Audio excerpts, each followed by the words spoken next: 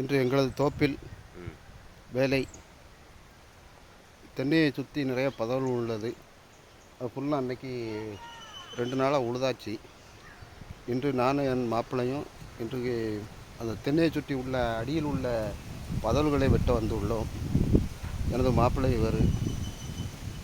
என்ன மாப்பிள்ளை, இன்றைக்கி எத்தனை மரம் ஓடும்? ஒரு 30 மரம் ஓடும். நீங்கள் ஒரு ஆள் வெட்டிடலாமா? வெட்டிடலாம். ஒரு ஆள். இப்போ இன்னொரு ஆள் கூப்பிடணுமா வேண்டாமா? ஒரு ஆள் நாளைக்கு வேணால் கூப்பிட்டுக்குருவோம். நாளைக்கு வேணால் கூப்பிட்டுக்கிட்டு தான் இருக்காரு. இன்றைக்கி இப்போ வெட்டி கொடுத்துடலாம்ல? இன்றைக்கி ஒரு விசேஷ வீடு. சரி. ஆள் வேலைக்கு போகுது. நாளைக்கு தான் லீவு. சரி. நாளைக்கு வேணால் கூட ஒரு ஆளை விட்டு நல்லா க்ளீன் பண்ணிடுவோம். தேங்காய்லாம் வாரது மாதிரி கொஞ்சம் ஆழமாக தோண்டுங்க மாப்பிள்ளை. தோண்டுவோம். அதுக்கெல்லாம் எருவு அடிக்கணும்.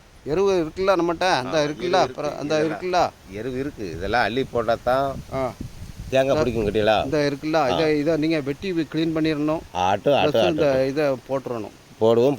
உரத்தை போட்டுறணும். போட்டுருவோம். சரியா? இனிமேல் கிழக்குத்தி மழை வரும்ல? ஆமாம், நல்லா இருக்கும். சரி. நீங்கள் உங்களை நம்பி செய்யலாம்ல? நல்லா நம்பி செய்யும். நான் கேட்டது மாத்திரம் வாங்கிக்கிறோம். சரி. உங்களுக்கு தேவையானதை நம்ம கொடுத்துடலாம். நீங்கள் வந்து தோப்பை வந்து பராமரிப்பு நல்லா இருக்கணும். நானே பார்த்துக்கிட்டு உங்களை நம்பி நான் வந்து தோப்பை மழை போல நம்பிமையா? ரைட். இந்த வண்டுகடி எல்லாமே நீங்கள் நிப்பாட்டி க்ளீனாக இருக்கும். ரைட். அது கிண்டு எல்லாம் பார்த்துக்கிறதா. இந்த சாணி உரத்தை அள்ளி போடுவோம். சரி. நல்லா தேங்காய் பிடிக்கும். ரைட் மாப்பிள்ள.